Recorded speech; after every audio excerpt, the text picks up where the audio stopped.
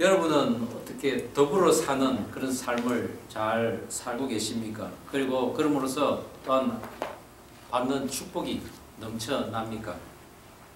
오늘 저는 크리스찬으로서 더불어 사는 삶은 무엇이며 그 삶을 살 때 받는 축복은 또 어떤 축복이 있는지 함께 나누고자 합니다. 오늘 레위기 7장은 첫 번째의 그 보충 설명과 함께 그동안 우리가 살펴봤던 많은 제사의 종류와 방법, 양식 등을 다시 설명하면서 마무리하고 있습니다. 그리고 이어지는 8장에는 그것이 실제로 시행되는데 그것이 바로 제사장 위임식을 통해서 실제로 일어나고 있습니다.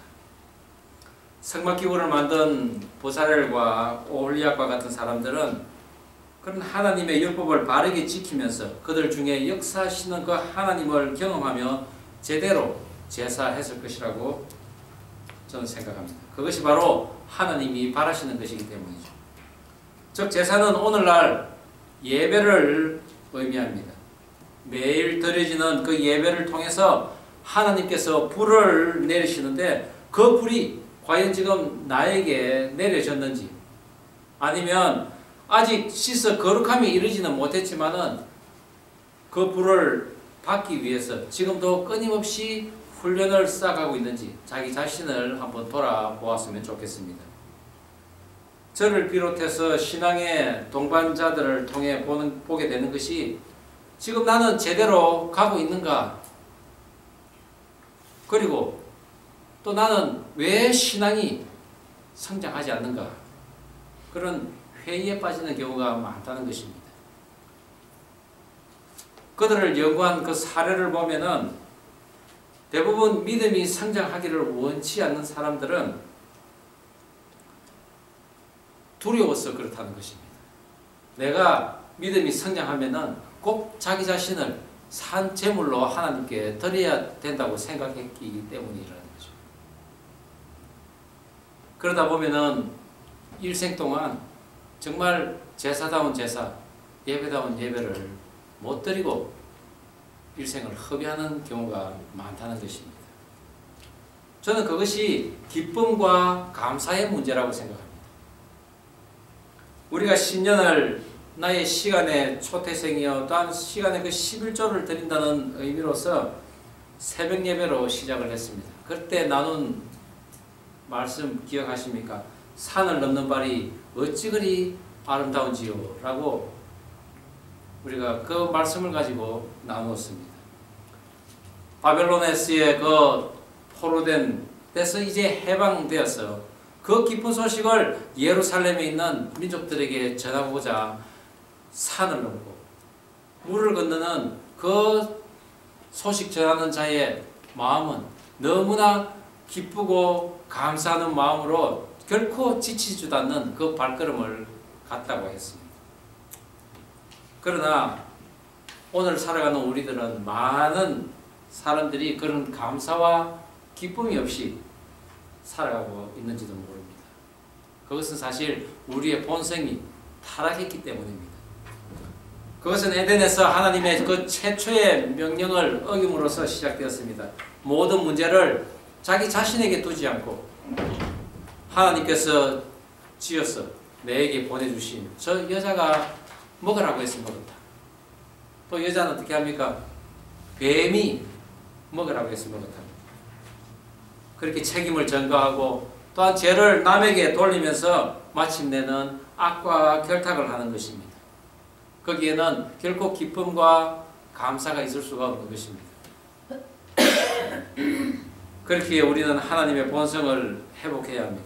그것은 바로 하나님으로부터 받은 그런 말씀을 내가 너무나 연약해서 그것을 지킬 수가 없다고 솔직하게 고백하는 것입니다.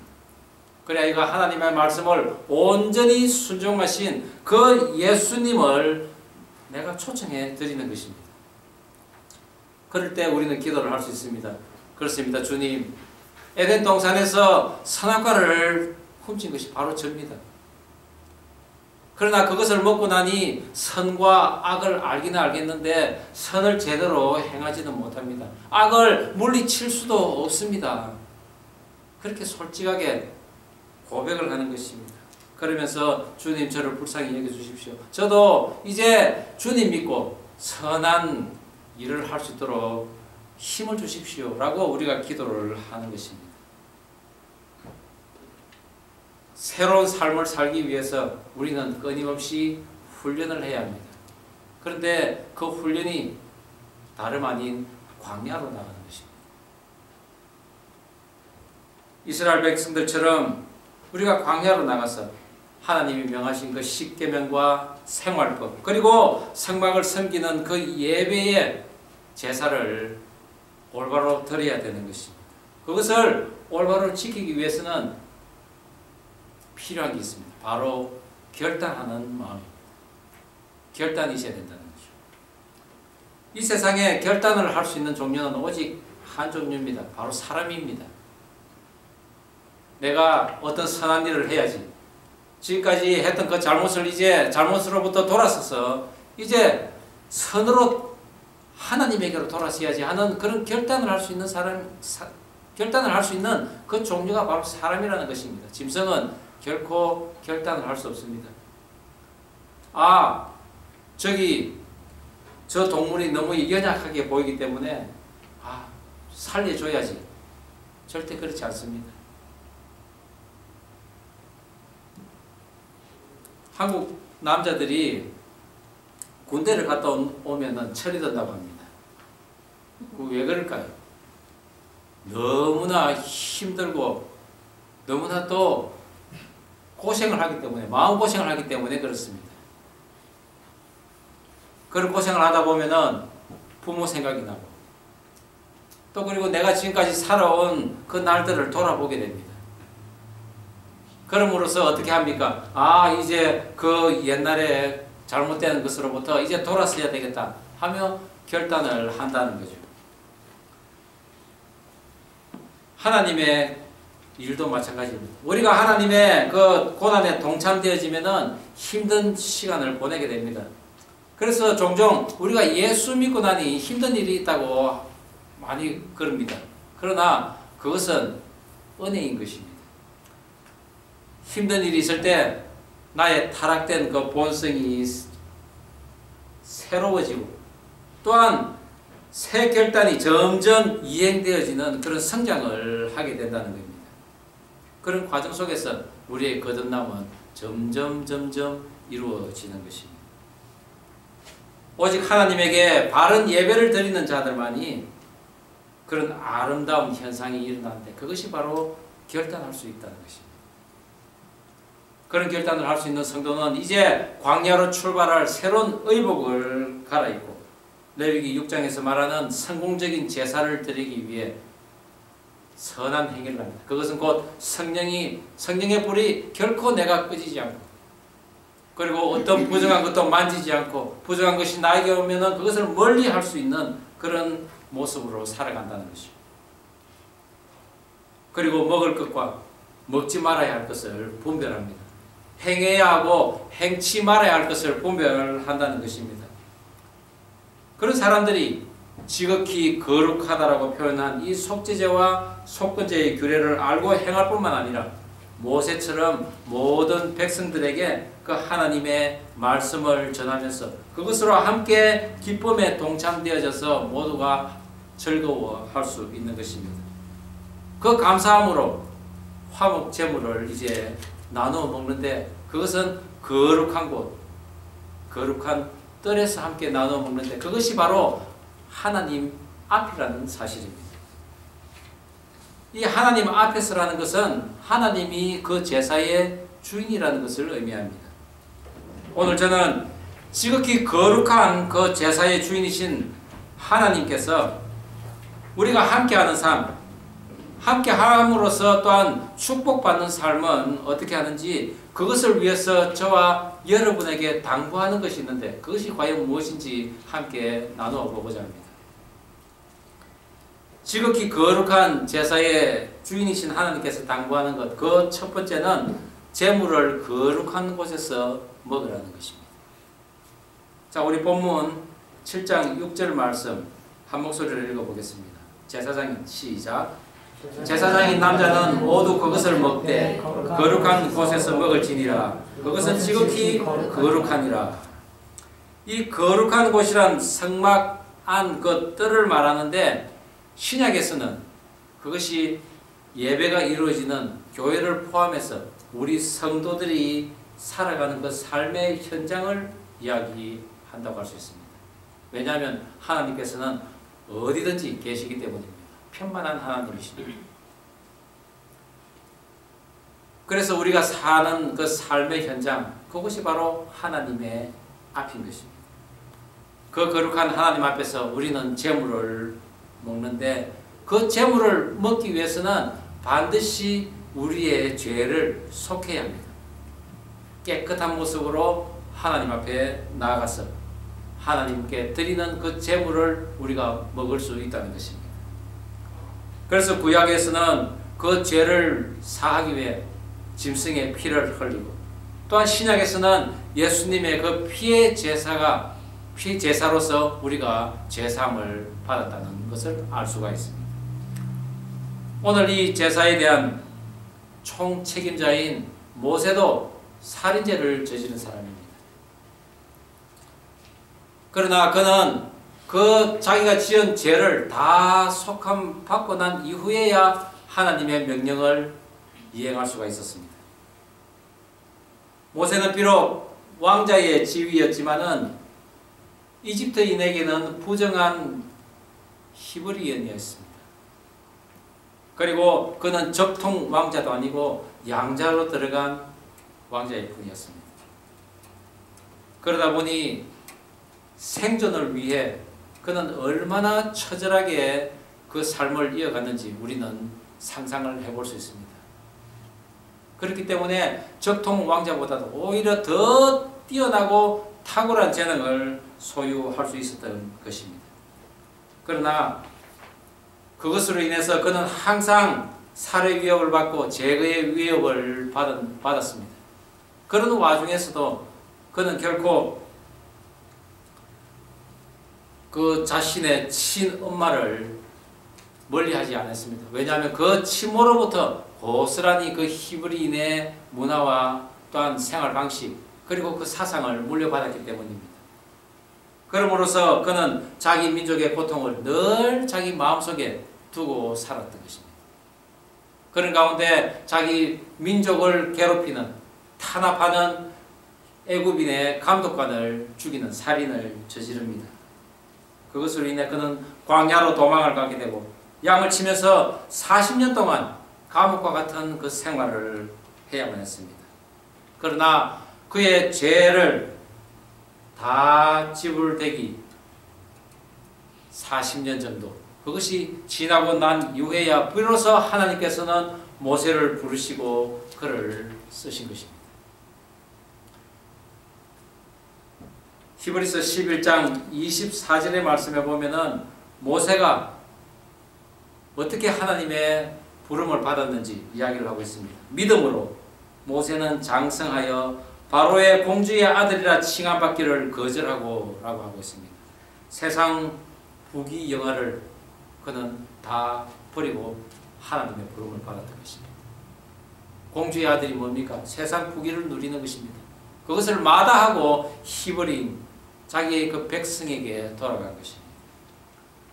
모세는 애굽에서 쫓겨난 자가 아니라 하나님을 선택하기 위해 애굽의 그 왕자 자리를 거절했던 의로운 자였습니다. 그럼에도 불구하고 그는 죄값을 치러야 했습니다.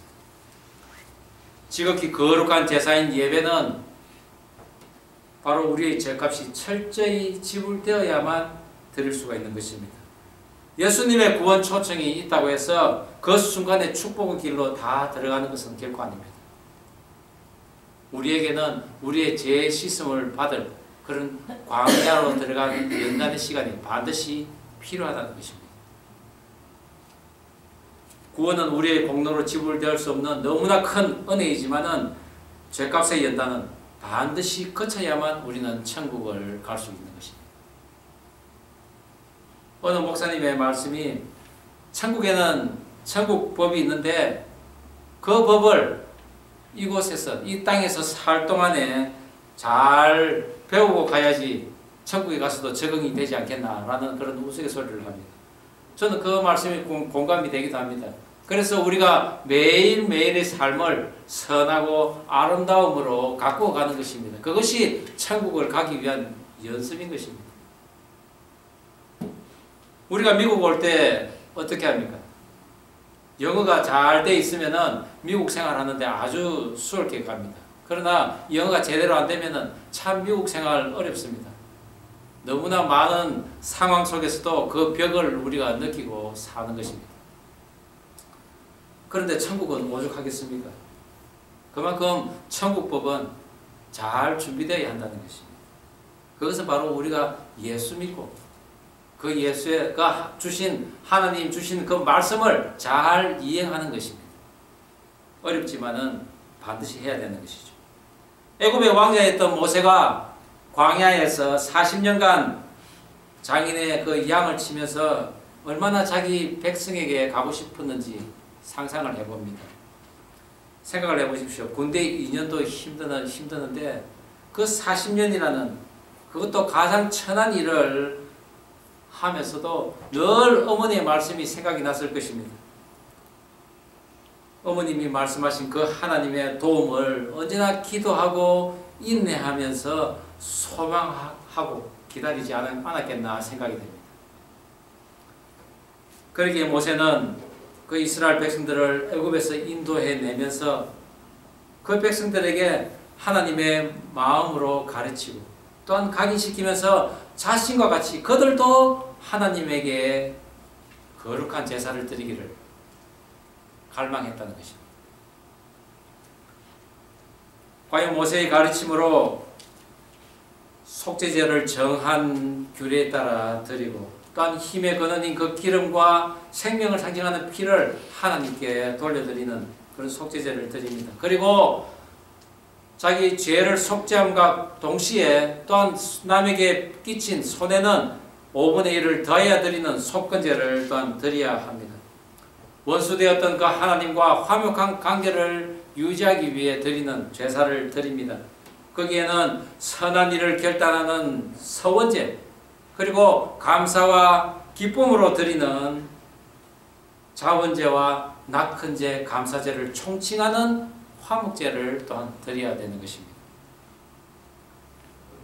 그런 화목제를 드리고는 고기를 거룩한 곳 하나님 앞에서 함께 먹는 것입니다.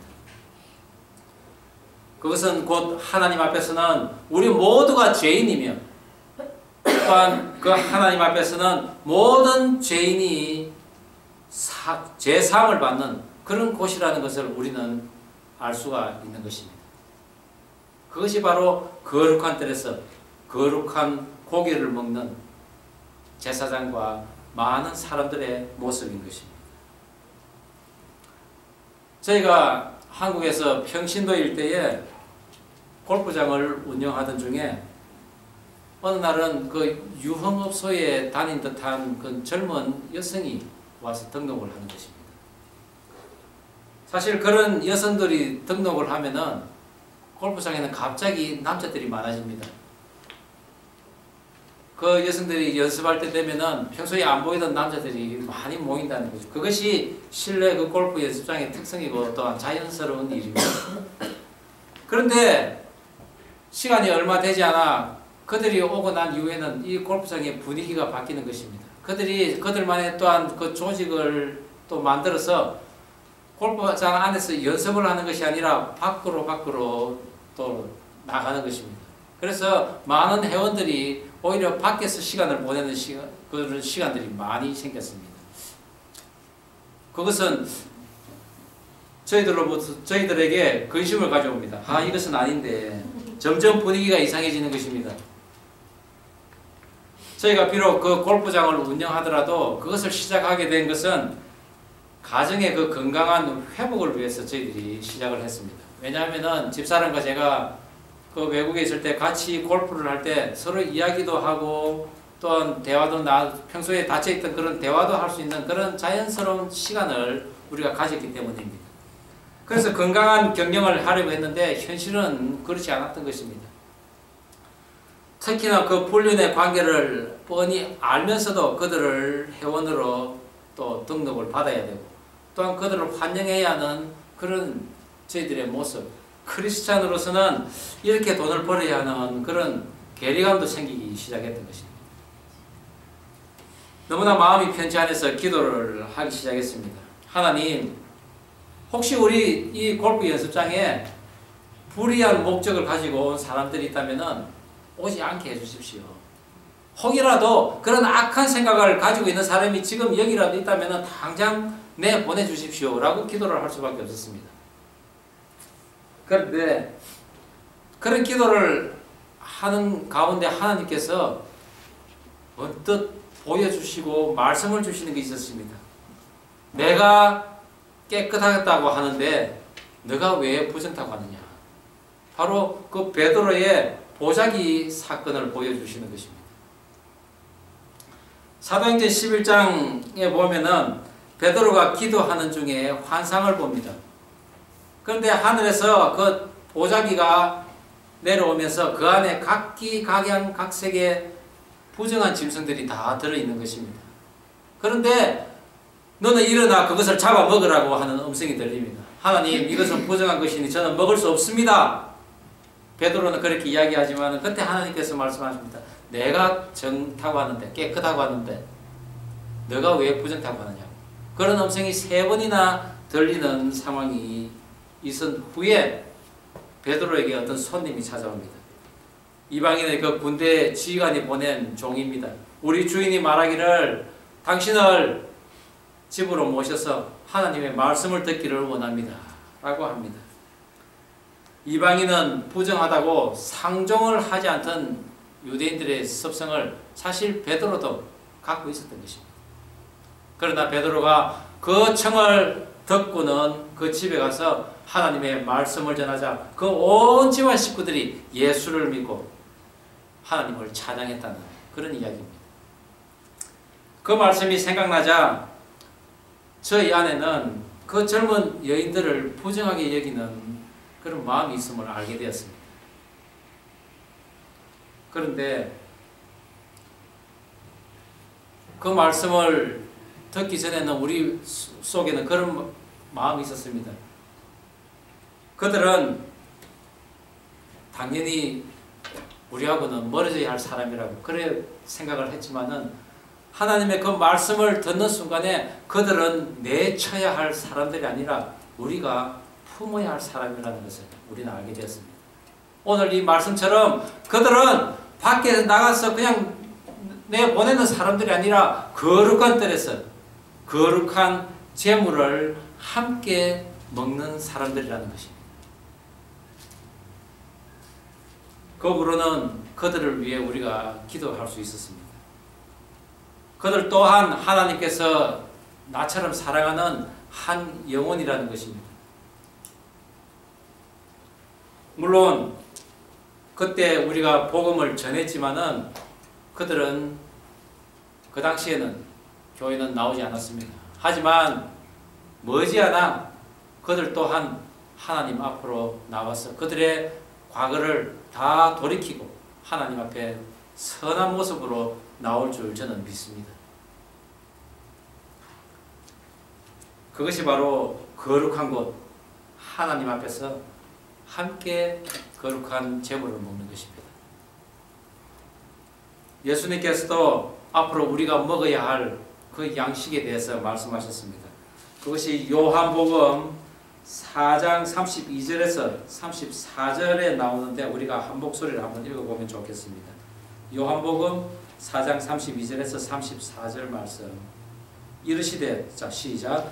이르시되 내게는 너희가 알지 못하는 먹을 양식이 있느니라. 제자들이 서로 말하되 누가 잡수실 것을 갖다 드렸는가 하니 예수께서 이르시되 나의 양식은 나를 보내신 이의 뜻을 행하며 그의 일을 온전히 이루는 이것이니라.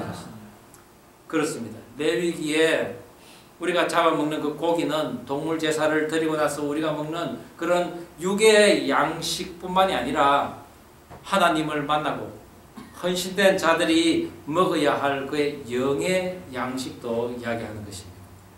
그것처럼 예수님처럼 죄인들의 그 죄를 함께 나누고 또한 그 짐을 함께 지면서 그들을 가르치고 양육하며 즐겁게 기쁘게 주님을 나누는 것입니다.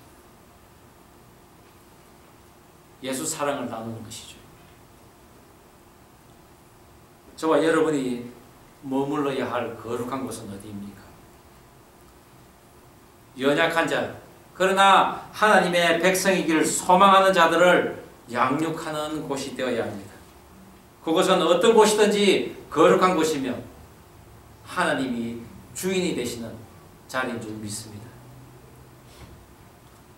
그 주인에게 드리는 가장 귀한 예물은 하나님을 믿어 거듭나게 될 그런 귀한 영혼들이라는 것입니다. 그들의 짐과 또한 그들의 죄를 함께 나누고 양육하는 그런 모습 가운데 우리 모두 함께 모여서 예수 안에서 거룩한 제사의 삶을 사는 저와 여러분 되기를 주의 이름으로 축원합니다. 지극히 거룩한 제사의 주인이신 하나님께서 당부하는 것 그 두 번째는 대대로 영원히 받을 소득이 있음을 명심하라는 것입니다. 우리 본문 35절에서 36절 말씀 다시 한번 한 목소리로 읽어보겠습니다. 이는 시작. 이는 여호와의 화제물 중에서 아론에게 돌릴 것과 그의 아들들에게 돌릴 것이니 그들을 세워 여호와의 제사장의 직분을 행하게 한 날 곧 그들에게 기름 부은 날에 여호와께서 명령하사 이스라엘 자손 중에서 그들에게 돌리게 하신 것이라 대대로 영원히 받을 소득이니라. 너희는 화목제의 그 희생의 고기는 당일에 먹을 것이요 서원이나 자원 예물이면 이튿날까지 먹고 제3일에는 불사르리라. 그리고 그 고기는 깨끗한 자만 먹을 것이라고 하나님께서 말씀하셨습니다. 부정한 자, 즉 하나님의 기적을 경험하고도 그 하나님의 증인되기를 거부하는 자, 또한 부지 중에라도 그 죄 부정한 자를 만나는 자, 또한 부정한 것을 만지는 자, 하나님을 자신의 이익을 위해서 도용하는 자,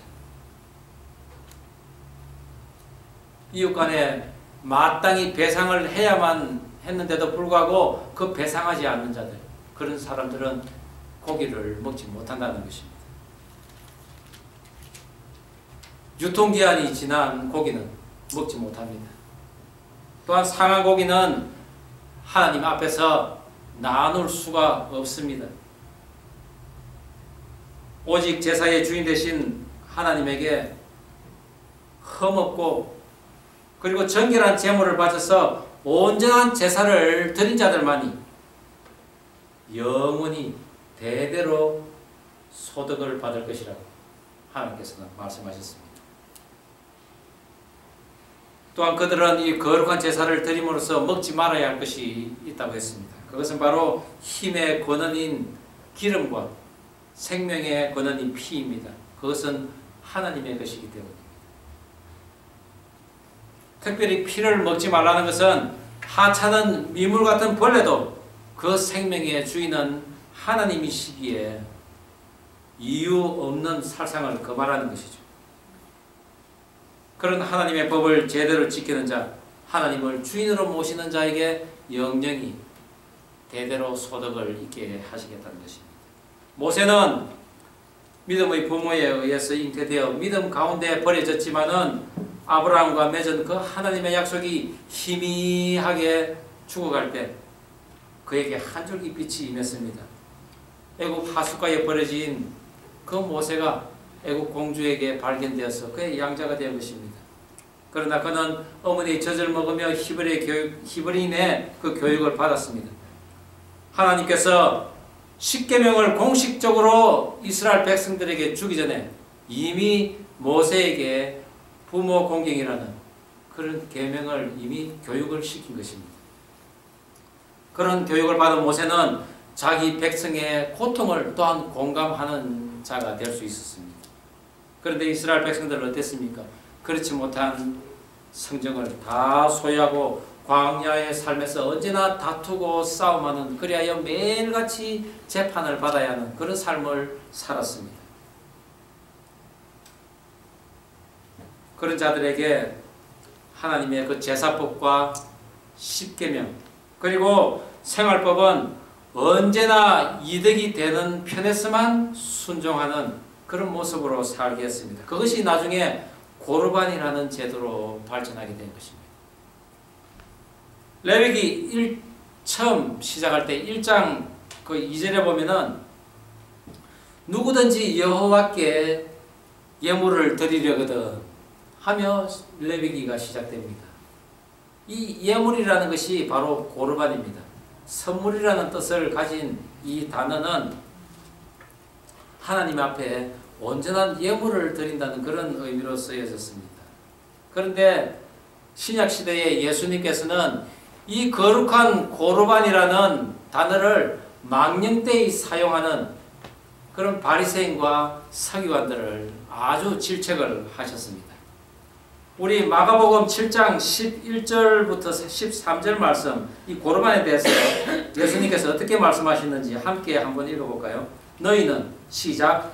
너희는 이르되 사람이 아버지에게나 어머니에게나 말하기를 내가 드려 유익하게 할 것이 고르반 곧 하나님께 드림이 되었다고 하기만 하면 그만이라 하고 자기 아버지나 어머니에게 다시 아무것도 하여 드리기를 허락하지 아니하여 너희가 전한 전통으로 하나님의 말씀을 폐하며 또 이 같은 일을 많이 행하느니라 하시고, 하나님께 드려야 되는 이 예물이 오히려 하나님의 말씀을 폐한다는 것입니다.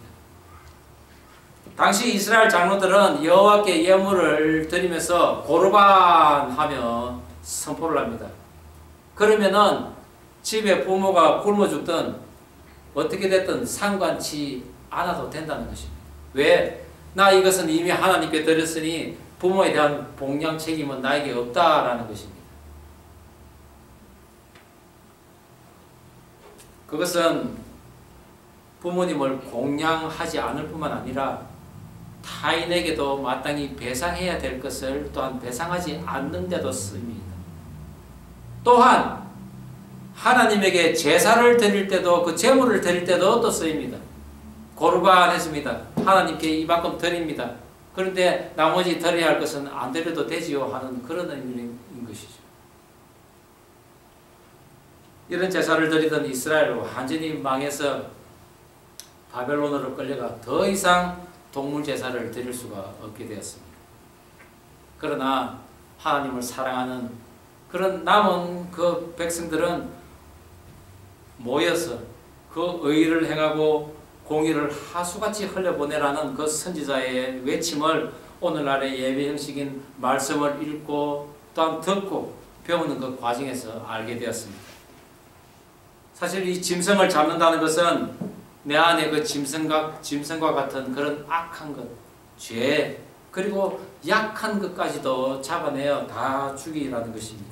그리고 오직 힘의 근원인 기름과 생명의 근원인 피는 하나님에게 돌려드리되 나에게는 공이 결코 없다는 그런 겸손한 삶을 살아라고 하는 것에서 짐승의 제물을 드린 것입니다. 하나님의 형상을 소멸시켰지만은 뜨거움도 없는 그런 미지근한 그런 삶을 사는 백성들에게 일종의 경고하심을 그 가운데서 우리는 발견할 수 있습니다. 그런 많은 백성들 땅을 치며 후회를 했지만은 이미 늦은 것입니다. 그러나 그 가운데서도 자기의 옷을 찢고 머리에 죄를 뒤집어 쓰며 또한 자기의 그 심령을 찢는 그런 다니엘과 같은 믿음의 선지자들은 금식을 하며 자기 심령을 찢음으로써 하나님 앞에 나아가며 그 하나님을 만날 수 있었던 것입니다. 고르반이라는 외침으로 부모 공경을 하지 않고 이웃에게 배상해야 될 것을 배상하지 않고 묵살하는 그런 제사, 자신을 버릴 뿐만 아니라 이웃을 버리고 결국은 하나님을 버리는 그런 망령된 행위라는 것입니다. 적어도 모세는 어머니의 그 눈물을 보고 고르반이라 하며 이제 됐다고 하는 그런 제사장은 아니었던 것입니다. 그는 결코 정한 고기 외에는 먹지 않았다. 또한 자기 백성이 가나안 땅에 입성하여서 하나님과 함께하는 그런 영광을 소망하며 살았습니다. 그러나 모세는 결코 그 가나안 땅을 들어가지 못했습니다. 모세는 80년 동안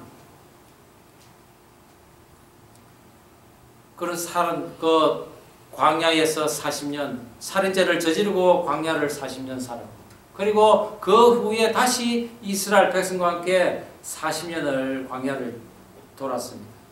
이제 안식하고 싶은 그런 초래의 노인이 되어 그 가나안 땅을 바라보았지만은 하나님께서는 그에게 보다 더 나은 영원한 안식의 길을 주셨습니다. 그가 하나님의 율법과 계명을 사모함으로 하나님께서는 그의 자녀 손손 대대로 그런 제사장의 직위를 이어갈 수 있도록 했습니다. 오늘날 만인 제사장 시대를 살아가는 우리가 또한 은혜를 입지 않았습니까? 우리가 오늘 이 자리에서 예배를 드릴 수 있는 그것도 바로 모세로부터 시작되는 그런 제사장직이 우리에게 온 것입니다. 하나님께서는 그런 거룩한 제사장직을 우리에게 주시고 너희들이 영원히 누려야 할 소득이라고 하신 것입니다. 지극히 거룩한 제사의 주인이신 그 하나님께서 우리에게 바라시는 것은 바로 거룩한 곳, 하나님 앞에서 거룩한 고기를 함께 나누어 먹으라는 것입니다. 그것이 더불어 사는 삶인데 그것은 과연 어떤 것입니까? 나와 다른 환경의 사람을 이해하는 것이고, 나보다 못한 사람 또 위해주고, 상처받고 고통당하는 사람 찾아가서 고쳐주고 함께 그 아픔을 나누는 것입니다. 그런 삶을 살아갈 때 우리에게 자손 대대로 영원히 목마르지 않고 줄이지 않는 양식을 주시겠다고 했습니다. 그 양식이 바로 우리를 위해 화목제물 대신 영원한 양식 대신 우리가 드리는 제사의 주인 대신 예수 그리스도이십니다. 그분은 하늘에서도 왕이시요 또한 이 땅에서도 왕이신 부족하고도 모자람이 없는 그런 만유의 주인이십니다. 오늘 이 제사에 보면은 항상 가장 좋은 것을, 좋은 고기의 부위를 제사장에게 주라고 했습니다. 만유의 주인이신, 만유의 왕이신 그 예수님이 우리의 주인이시라면 그 주인을 받들고 사는 우리들도 또한 부족하고 모자람이 없는 그런 삶을 살게 된다는 것입니다. 그 예수님을 나의 주인으로 모시고 그 예수님이 나의 기업이라고 인정하며 살아가는 삶, 그 자체가 지극히 거룩한 제사를 드리는 저와 여러분이 받는 영원한 상급인 줄 믿으시기 바랍니다. 기도하시겠습니다.